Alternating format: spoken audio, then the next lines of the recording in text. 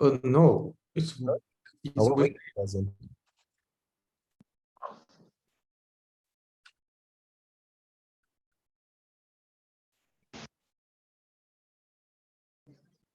Hey, Shri.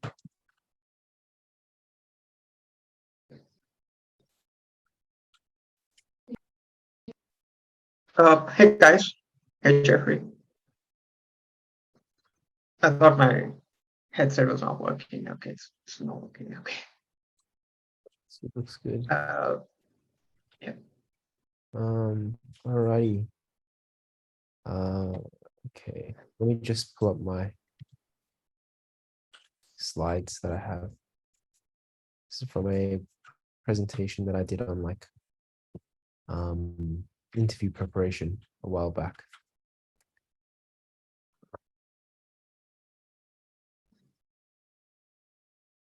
Okay. Let me share my screen. All right. So today I was planning to do some interview prep help with you guys all. And we'll be going over like how to structure responses for three pretty common questions. They might come in like different forms. But yeah, you most likely get like one or two of these at most like interviews that yeah. Before we begin, does anyone have any questions? Otherwise, I'll just get straight into it. No, none from mine. All right. All right. Okay, so tell me about yourself. This is the most basic interview question. You will get it usually at the start of your interview. The interviewer will introduce themselves, a little bit about their role and background, and then they'll ask you to tell them about yourself. Usually my structure or the structure that I always use is name, year, degree, university. Those things are core. So I would be like, that's my first sentence on the example on the right-hand side. So my name is Jeffrey. I'm a fourth year computer science and civil engineering student at the University of New South Wales. And that just ticks all those things. Second sentence is goals, motivation / interests. It'll usually just be one sentence related to what your interests are and how they sort of relate to the role that you are applying for in this interview. So in this case, I think I prepared this example for the AWS professional services intern role. So that's why I mentioned that there. And then I go into professional experiences. So that's that next chunk. This is sort of like the flex paragraph of your cover letter. If you guys remember that from last week. So the stuff you put in that first paragraph and the stuff you talk about here can be pretty similar. And then after that, I talk about extracurricular experiences. So, so outside of my professional career, that's how I start this paragraph off usually. And then I'll just end off with in terms of my technical capabilities, and this will sort of just be like the skills section of your CV, where I'll list off the things I'm proficient in. And then after that, because this is quite a long tell me about yourself, it's intended to give the interviewer a very good impression of you just to begin the interview. So it puts you in like it puts them in a good frame of mind to positively interpret the rest of your responses throughout the interview. If you start off with something weak, then they'll be still sort of like looking to determine whether you are a strong or weak candidate throughout the interview. But if you already come off very strong from the first question that they ask, the rest of the interview, they'll spend that reconfirming that you are a good candidate for the role, which is, yeah, why I think it's very important to start off with a strong tell me about yourself. This last sentence is sort of just chucked in there to be a little bit cheeky because this is usually a quite this is usually a little bit longer than your average tell me about yourself that most candidates will come with. They'll probably just be like, hey, my name's Jeffrey, year, degree, and I don't know, I like doing this and that. I've worked here, and that'll be it. But then you sort of like go through a bit more of like your achievements, and then try to like sell yourself as much as possible. So then, because this is a bit longer than other people's, what I say is that was just a brief overview, as I'm quite conscious of the time. But I'm more than happy to dive deeper into my professional and extracurricular activities as well as my achievements within those roles. So that just shows the interviewer that yes, you know that was quite a long response because they might be thinking that already, and you acknowledge that to make them feel like, oh, even though it was a long response, it's okay because they've realized that it's a long response. Mhm. Yes. Yeah, do you guys have any questions about this? I think I have one question. Yep. So, most of the stuff that I've done are from my undergrad, right? So, all of the volunteering experiences or internships are from my undergrad. So, is it fair to talk about them while I'm applying here as a master's student? 100%. You don't even need to differentiate. Say, so like, are you talking about like an internship you did while you were in undergrad? Mhm, Yeah, you don't even need to differentiate that. Just say that you're a master's student right now. mhm, And then say like,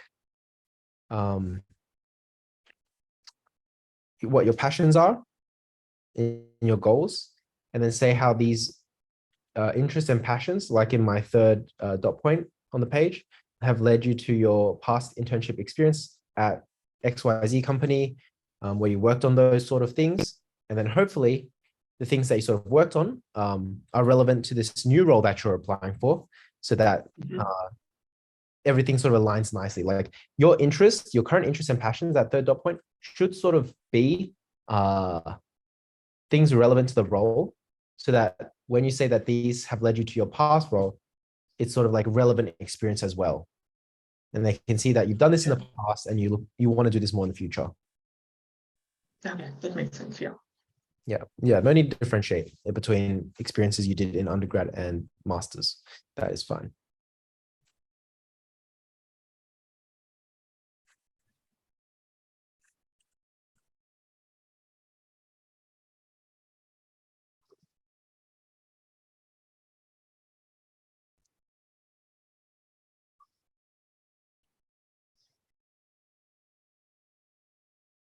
Yes. People say that, oh, like you don't want to have like a script or this and that because it comes off as very mechanical.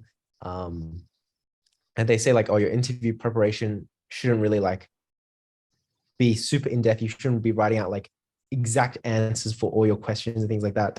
But then from my experience, I didn't really have a lot of confidence in public speaking. Not even public speaking, but just like talking, and with interviews and things like that before I started interviewing. So it was really hard for me to talk on the fly about things and sort of just talk off script without having like things that I already have pre-written out.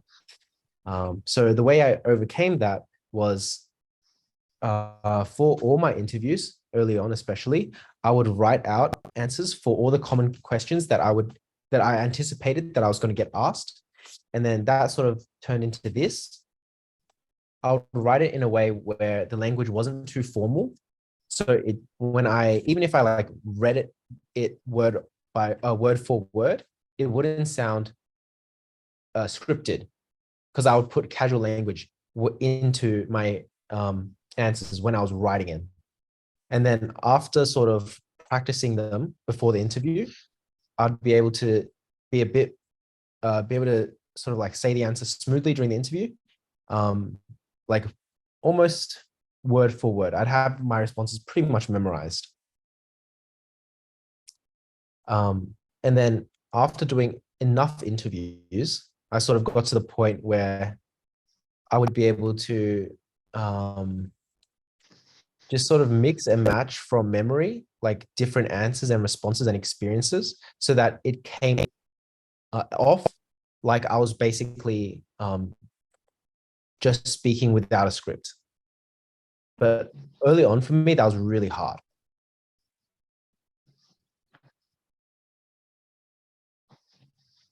Yeah, exactly. So if you don't feel confident in like, if you don't feel that confident speaking, I highly recommend like just put in the work, write out answers for common questions that you think you'll be asked, and just rehearse them before your interview. And so like these, the ones I'm going over today would be like those sort of common ones. And then of course you can find other common questions through looking on websites like Glassdoor and Whirlpool forums, because sometimes people will write down like, oh, what questions I got asked in my interview for X company. So you can sometimes like find questions online. If the company tells you like it's a values interview, um, which companies like AWS have, companies like Atlassian have, what you should be preparing for is you should have a example of a time that you demonstrated each value listed on their website before going into the interview, because they'll be asking you questions to determine whether or not you have demonstrated those values in the past. So that is like the best preparation you can do for a values interview.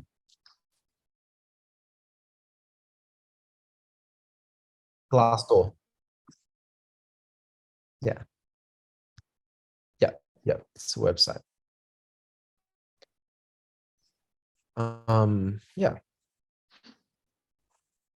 So that is that. Um, all right. Moving on to the next question. Another super important question. Why our company? So the companies will usually ask this similarly to why you want to put this on your cover letter, because they want to hire engineers who have some kind of motivation to work at their company, not just outside of just the compensation, the pay that they're giving you, so that they can be reasonably confident that the engineer will sort of stay at the company for a good period of time, where they can where it's worth it for them to hire you, versus you just joining for 1 year and then moving to another company for a higher pay afterwards, because it costs them a lot of money to hire you as well. So here I've written out a response for why Accenture. And I always, for this question, you can always answer with three reasons. First reason is people. So for in my example here, I wrote that Accenture is a basically like an amazing company. And then I write about their achievements. And then I say why that matters to me is because as a young professional, I want to be immersed in working. I want to be immersed in the best working practices and be surrounded by people who I can learn and grow from. And I say like, as I'm very impressionable, I'm aware that my young years, my early years in my career will shape the rest of my career greatly, if that makes sense. And you can sort of do that for any company, because you can just sort of replace what I've written, the good things I've written about Accenture there, like, oh, it's a prestigious global professional services company. You can replace that with, oh, Canva is you can just search up what Canva is and you can just replace that. You can talk about Canva's achievements. I'm sure they've won awards for being best company for this, and like other things. And every company sort of likes hearing that, you know, that they're a great company to work for and they have good people, which is why you want to work there. I've also taken a quote here in this example. So Alex Glenn, a senior director at Accenture Interactive, referred to the team as almost like a collection of entrepreneurs who hustle and think bigger. And then I probably related that to like how that's similar to other environments that I've worked in that can be either in like a university society or at another internship or another job, which is why I think I would be a great fit for the Accenture culture. That quote I probably just found off LinkedIn. I probably just searched up Accenture on LinkedIn, scrolled through the feed looking for like articles because they always post their awards on LinkedIn. We have people like that quoting things like that. I remember, yeah, I said down there, I mentioned later as well, but there's other stuff I found off LinkedIn. But yes, we'll move on for now. Second point for why our company is the role, because having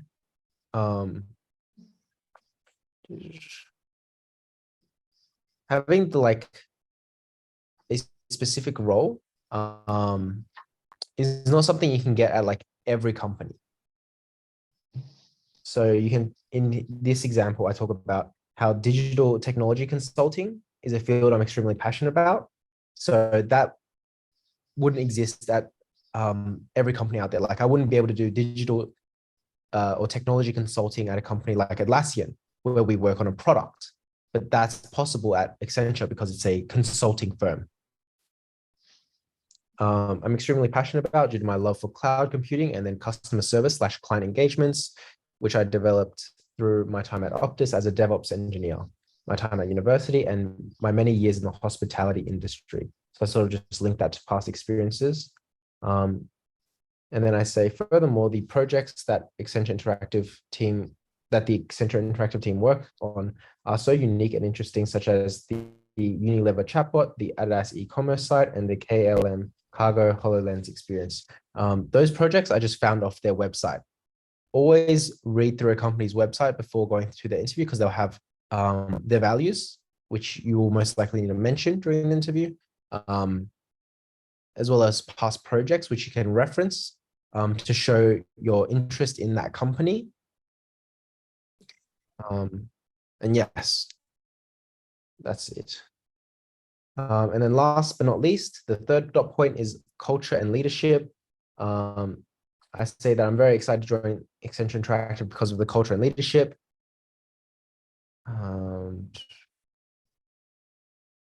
So I say the things that I highlight in this last point are that Accenture Interactive has a huge emphasis on culture, and that's why one of their subsidiary companies that they acquired joined Accenture Interactive because they realized, because they also liked how Accenture put a huge emphasis on internal culture. And that was written in an article somewhere online that I found. And I've worked that into my response here. And two, they care for the employees. This is where I brought up a LinkedIn post I saw about an employee who went to India for his wedding, but then caught COVID. He mentioned how the leadership team allowed him to rest and recover during tough times with no questions asked and supported his working from home arrangements. Situations like that sort of highlight why it's a great company, and that sort of leadership where they have trust in their employees is something that I sort of would enjoy myself, and that's how I sell that point. And this works for all, these 3 dot points work for all companies because people, role, and leadership and / culture are not exclusive to any company. So that's like the structure I would go through for that. Yes. Any questions for this question? Have any of you been asked this question before in an interview? Not asked. I've never asked, give my question, I'll give my answer for these questions for this length. It's too long for me to talk about. Yeah. Are we necessary to prepare this content as much as you or yours? Yeah, for me, because getting interviews was pretty hard, especially early on. I tended to over prepare because of like how difficult it was to get an interview. I wanted to make the most of the Yeah. opportunity. So I would make sure that I didn't regret after the interview that I had underprepared things that I could have looked up or researched before the interview. Once you have like more interviews under your belt, you sort of like, once you have more internships under your belt, and then you start getting a lot of interview offers, each interview matters a lot less. And then that's when I sort of just started freestyling a lot more and preparing less.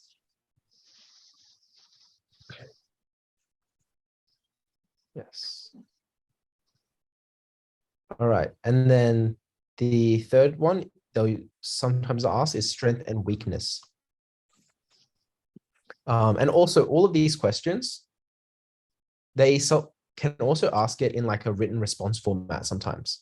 I've seen that a lot as well. I'm not sure if it's as common these days, but back when I first started applying, they used to ask for these questions as like written responses as well. And then the way I would sort of answer those written response questions is exactly the same structure that I have on these screens, on these slides, except I would write it out in a formal way. Whereas for like an interview, I would make sure it's informal.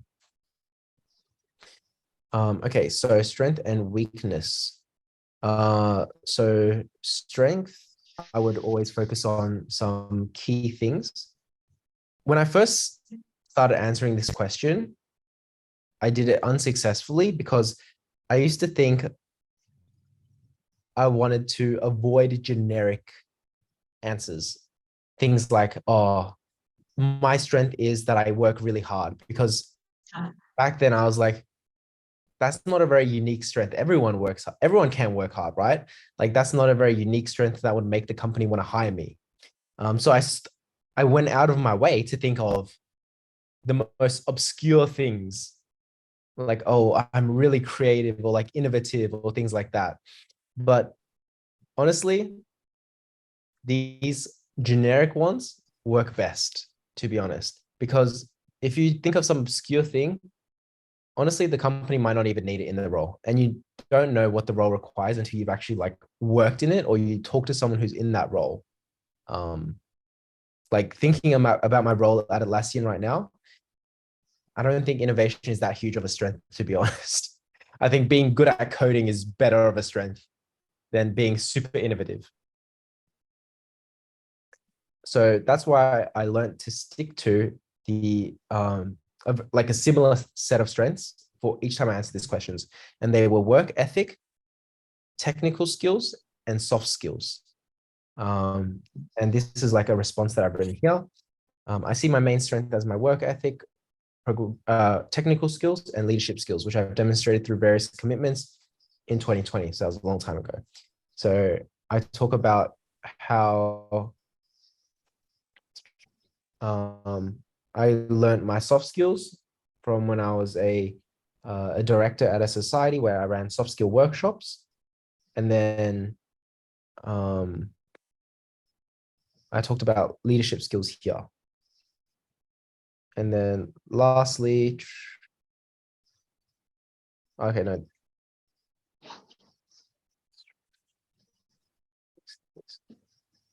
Okay.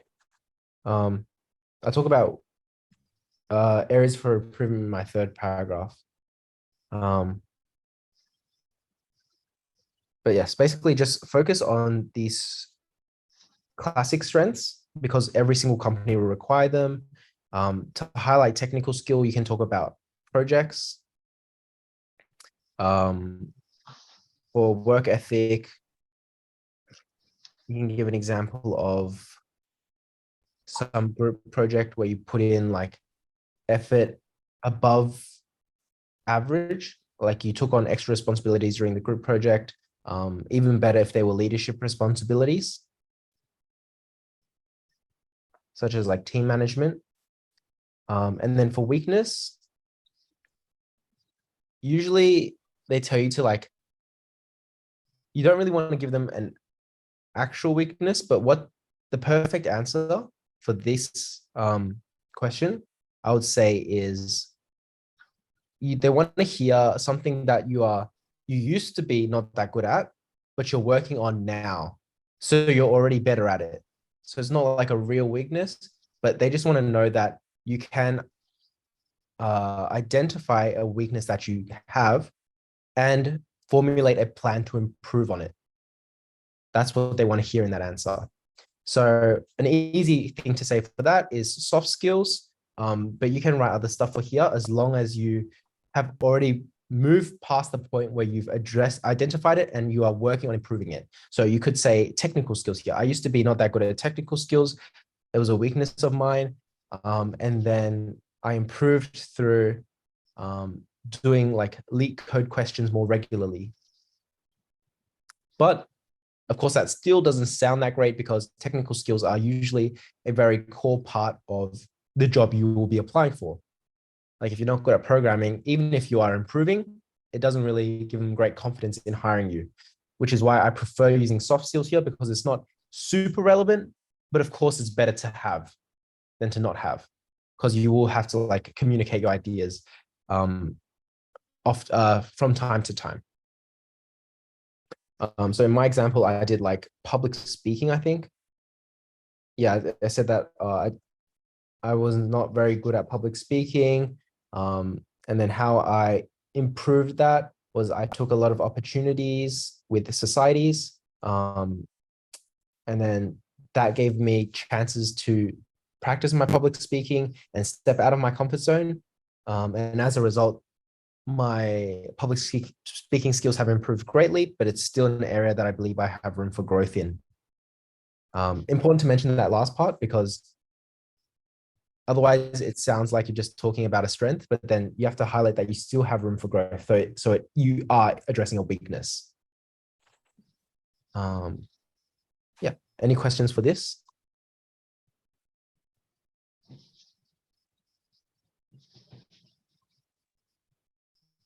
All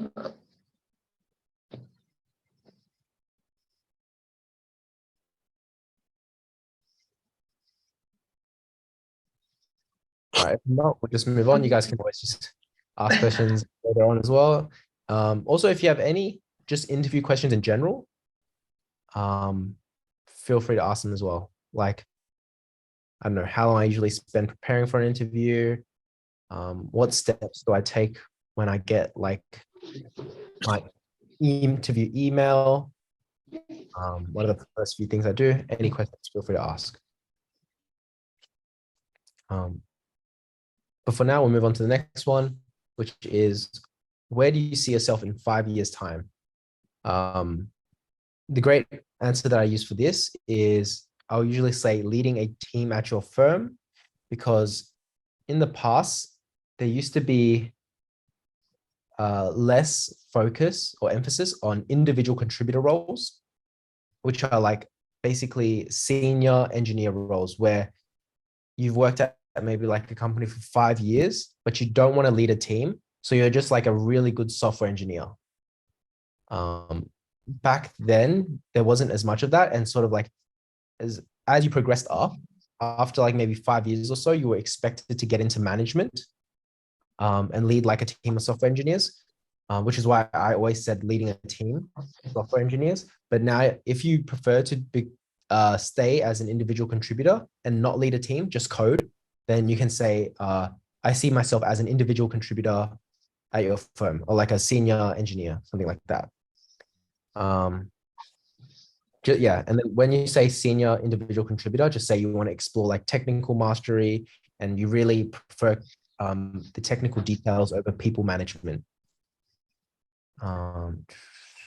Yeah, there's a lot of companies these days which want a flatter structure, Atlassian included. Like recently, my company, we got rid of a bunch of managers and we told them you can just go back to coding because we want more coders, less managers. And that's the thing that's something that's been happening across the tech industry. So my answer for this is, where do you see yourself in 5 years' time? I always say leading a high-performing team at your company, helping clients take leaps in digital experience that they serve to their customers. So that's just like a bit of fluff. And then the reason behind this is because one of my biggest successes and achievements I'm proudest of is is the 15-member team that I used to lead at the UNSW Engineering Society, building up the team this year from the recruitment process to then teaching them the skills were required to succeed, and then supporting them every single step of the way to finally seeing them succeed was one of the best feelings ever. And basically, I just talk about why I enjoyed leadership and also the success that I have in leadership. And then basically, I use that to support the argument that I see myself as a team lead in your company in 5 years' time. Yeah. Basically, you always just want to say you see yourself at that company still. Even if you hate that company, don't tell them that you see yourself at another company. Say, I see myself at your company doing something better than I'm doing right now. So that's that question. Yes. All right. Do you guys have any questions about anything? So yeah, how do you exactly know what would be the best response for a company? Would they be looking for individual, like, people who wants to stay as a coder or as a developer, There is or best response because the company will always need both. And if you will be a great manager, then they will want you as a manager. If you will be a great individual contributor, then they want you as an individual contributor. So you should just answer that question with what is your passion? And I hope since it's your passion that you would have like evidence to support why you would be good in that role. So like for me, where I said I wanted to lead a team, I have prior leadership experience. And I like, because I have prior leadership experience, I know I want to like lead a team in the future.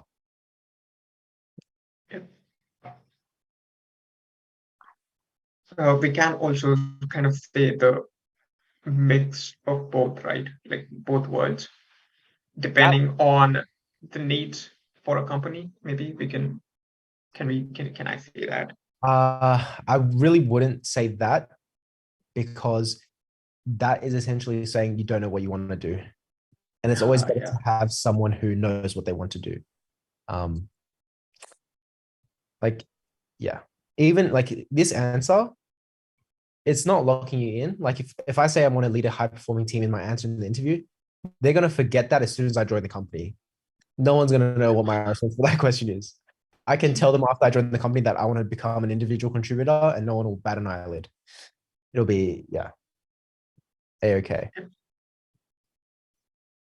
Stick to one thing. It's probably the better idea. But just for the interview, sticking to one makes you sound more confident, more knowledgeable, more sure of yourself. Yeah. Yeah.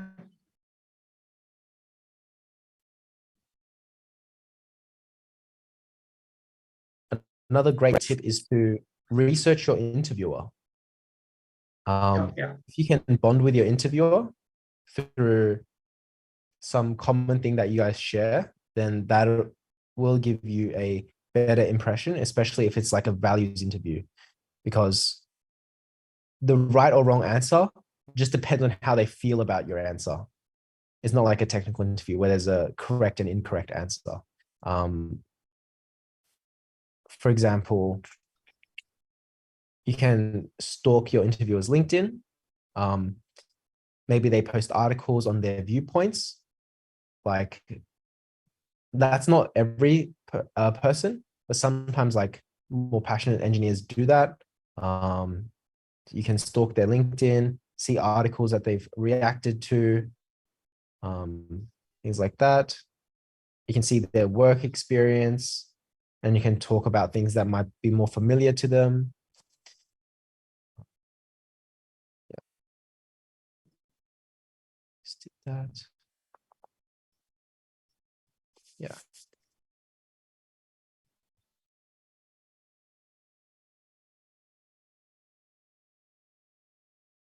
Oh yeah, yeah. You can just drop it in the Zoom chat.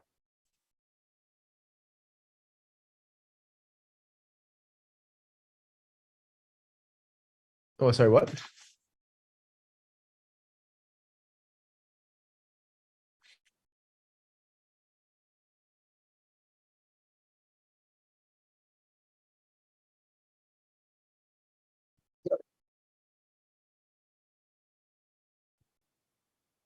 Um,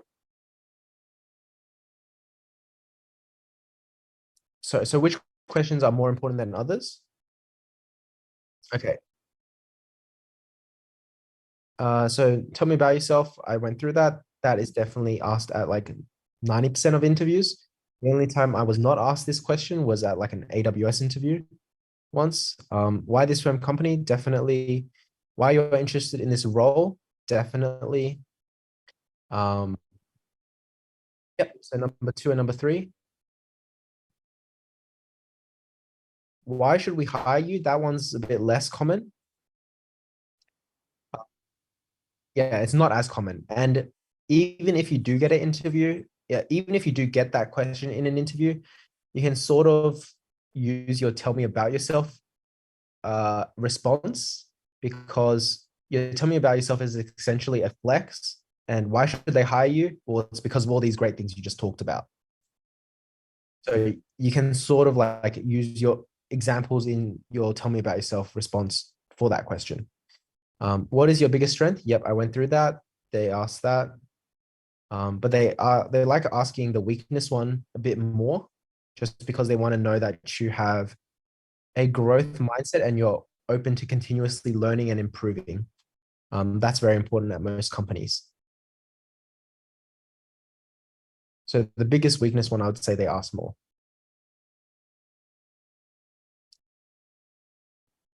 Yep. Yep. Tell me about a time when you faced a challenge. They ask that as well. Usually they might be a bit more specific, but they definitely do ask that. They just want to hear about how you approach adversity. For all these sort of like interview questions where it's like, tell me about a time, you want to use the STAR interview response. Have you guys heard of that? It's like situation, task, what's the A? STAR interview method. So it's a structured method of responding to behavioral-based interview questions by discussing the specific situation, the task that you were given, the action that you took, and then the result of the action that you took. So it's an acronym, STAR. And it's basically, yep. That's what they do when they give you a situation and kind of ask you how you would go about, right? Yes, it's basically just there. It's a structure to stop you from rambling and talking about unimportant details and things, because that happens so frequently in an interview. You just like lose track of what your point was when you were telling your response. And that is just absolutely the worst. Interviewers hate that. So you want to be prepared by giving like one sentence for the situation, one sentence for the task, or like one-ish sentences, and then like a bit more about the action, and then you want like 2 sentences for like the result. So you give it like a very succinct, yet you tell them everything they need to know.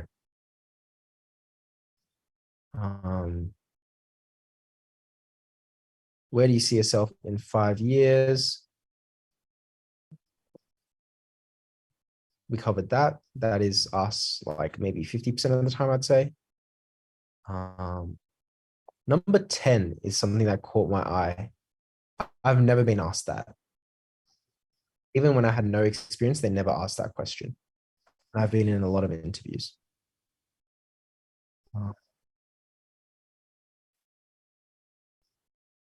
The customer service one is very role specific. I've never been asked that for a tech one, so I don't think you need to think about that. Greatest achievement, like a lot of these questions have overlaps in the examples that you can give. So like, for example, in your tell me about yourself, you go over your professional achievements, right? You can take one of those and then answer what is your greatest achievement question, and then just expand on it and give a bit more detail. And then that's a perfectly good answer. what are you passionate about? Something that usually they never ask. And also because I address it in my tell me about myself, even if they had it on their question list, it wouldn't make sense for them to ask me it again because I sort of already touched on it.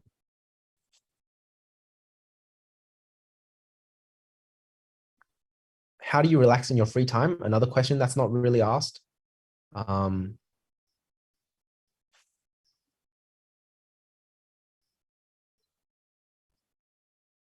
Yeah, how do you approach someone at work you don't know? That's not asked.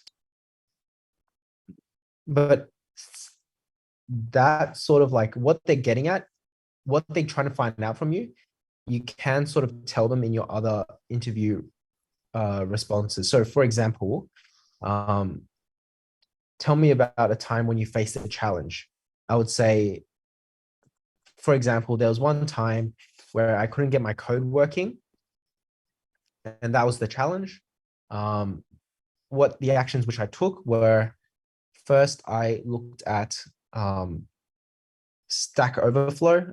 I looked at I Googled my problem, looked at documentation, I looked at Stack Overflow, and then I looked internally. Usually companies will have some sort of Slack channel where they have like help for internal products. So if it's like an internal product and it's not working the way you expect it to, you can usually ask someone else in the company for help in that help channel. So that's a good place to look. And that's like the first thing of how you would approach someone at work you don't know. You can ask it. Doesn't really answer that. But then thirdly, then I would reach out to my teammates. If my teammates don't know, I would look into, ask them for someone who potentially could be of help. And then after I get a name of someone who would know more than my teammates about the specific problem that I'm facing, I would just reach out to them on Slack or Microsoft Teams, whatever that company uses, be like, hey, my name is Jeff. I wouldn't say my name, sorry, because it's obvious because it's already in the communication thing that you're using. I'd say, hey, I'm a position. I would say my position in the XYZ team. I was referred to you by Matt, my teammate, who said you were quite knowledgeable in this area.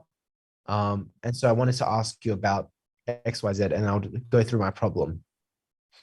Another great thing to mention, like whenever you are going through a coding problem and messaging people in your team, a great way to structure it is first send the error that you're seeing. And then secondly, send what you've done to fix that error. So like, oh, I've tried like logging the output here. I've tried changing the variable names. I've tried this and that. And then that is the best way to structure your message when asking someone else for help. If you mention that in an interview, your interviewer will be pretty impressed. Especially if they're like a technical person, because that saves them a lot of time of having to ask you those questions of what have you tried?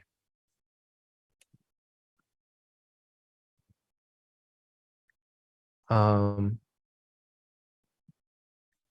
would your coworkers describe you is something you will not get asked. If they wanted to know that, they'd just ask you for a reference for the actual interview. So you won't get asked that in an interview. What does good teamwork look like? How do you deal with stress? Yeah, everything else is like on the first page is okay.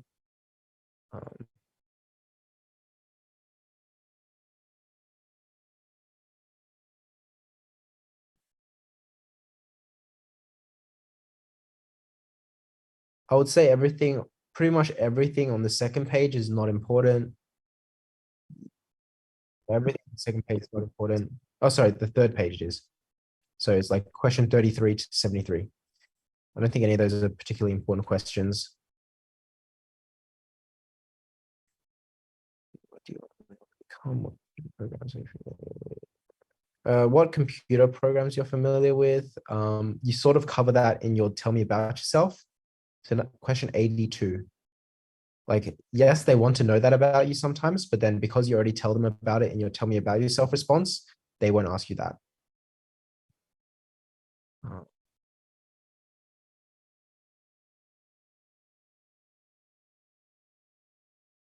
Yeah. And then I don't think any other question on that page is that good either. It's mainly just the second page. So like question 1 to 32, those are more realistic questions that you will be getting.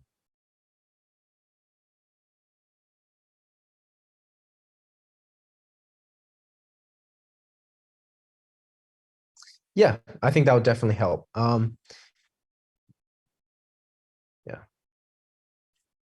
definitely. So I had a question. Yep. So it's regarding transcripts. Yes, transcript. Yes, some companies ask for a transcript as well, right?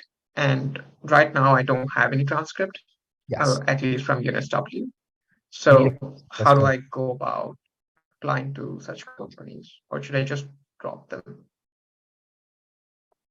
Do you have your, I would send them your undergrad transcript. Yeah, I could send them my undergrad transcript. That's an option, but I'm not sure if it's like, you have different grading system in UNSW and I have different grading system back in my undergrad. So how would that work?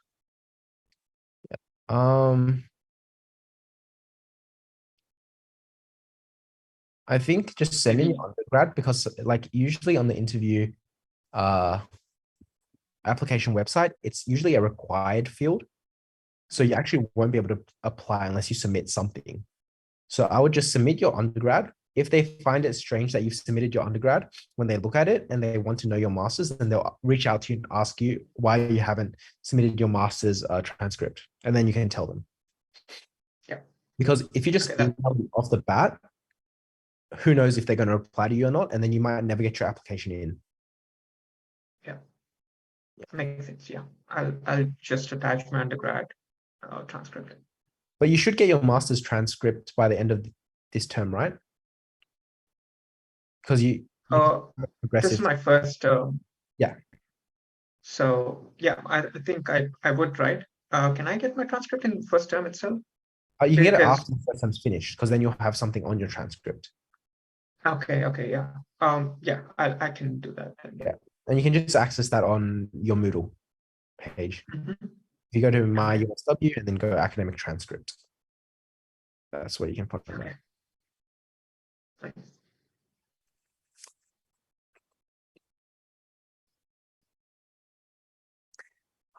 Another super important part of an interview is don't forget to prepare questions to ask afterwards to the interviewer. Especially in like it helps to give them a good impression about you. So ask questions which are not generic, but specific, and show that you actually have put thought into the questions before you reach the interview. A lot of people like go into the interview, they spend a lot of time preparing for the interview, they forget to prepare questions. And when the interviewer asks them if they have any questions at the end, they either be like, no, I have no questions, or they say like the most generic, like dumb questions in the world. And the interviewer is just like, that's not a really great question. So it's honestly better to say I have no questions than to just rush a question out that you spent like 1 second thinking about. My preference is always just to prepare a couple of questions before the interview.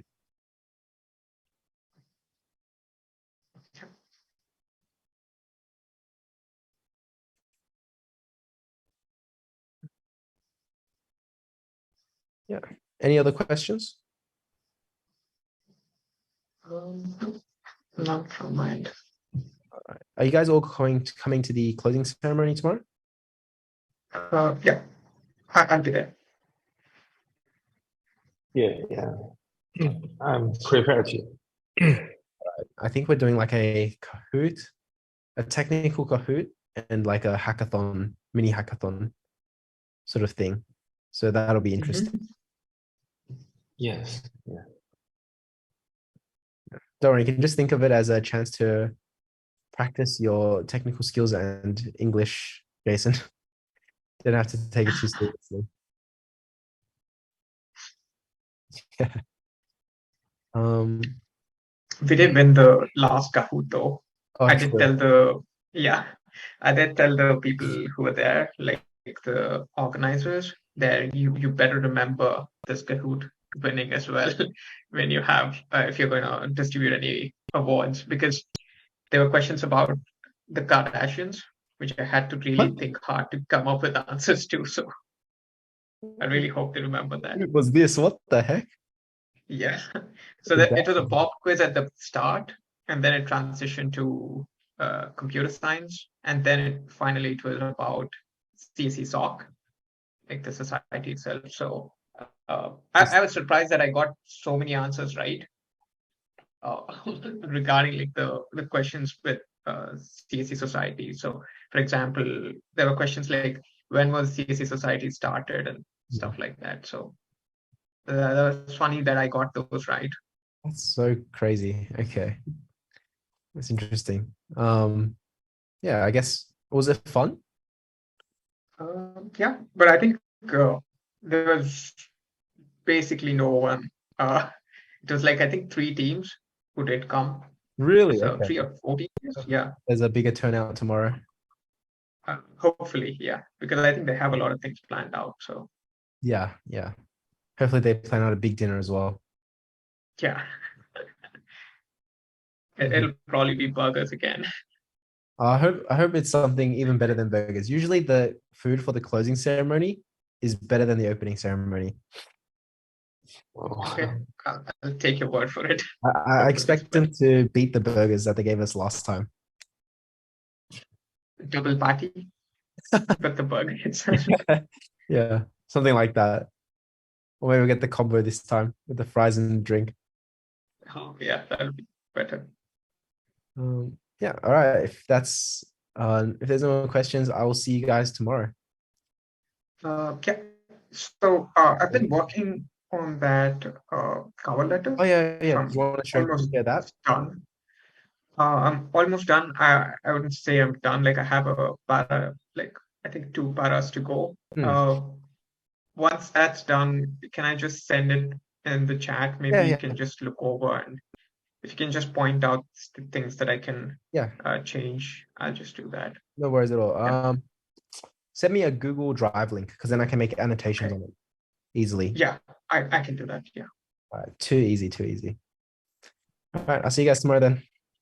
Yeah. Bye. All right, see ya. Thank you guys. Bye.